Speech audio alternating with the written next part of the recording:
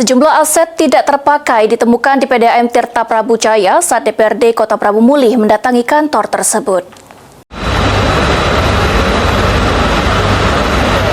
Anggota Komisi 2 DPRD Kota Prabu Muli datangi kantor PDAM Tirta Prabu Jaya, Kota Prabu Muli. Kedatangan anggota DPRD Kota Prabu Muli Komisi 2 yang menindaklanjuti adanya keluhan dari masyarakat mengeluhkan distribusi air bersih dari PDAM Tirta Prabu Jaya.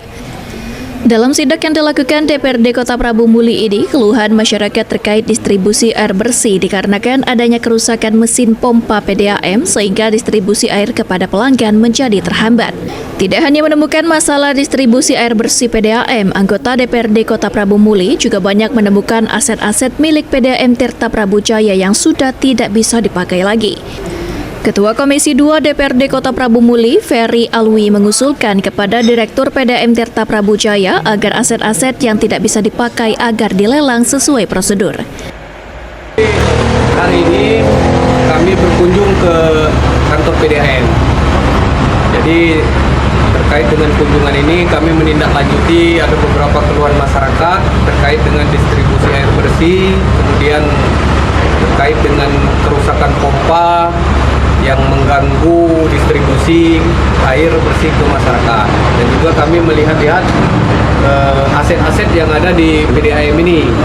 Setelah kami lihat, ternyata banyak aset-aset itu yang sudah tidak bisa lagi digunakan atau terpakai.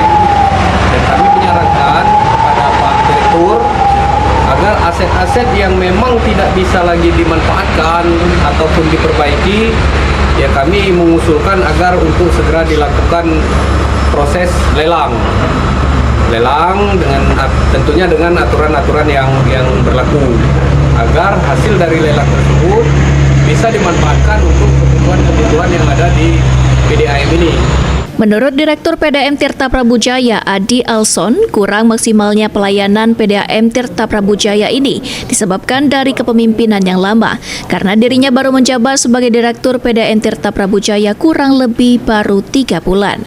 Pemerintahan yang dulu, Pak, bukan yang sekarang. Sekarang cukup bagus respon yang sekarang, tapi kan karena beliau itu baru, jadi belum sempat beliau untuk merealisasikan. Tapi gimana kekurangan di PDAM ini adalah karena peristiwa masa lalu, Pak, bukan yang sekarang.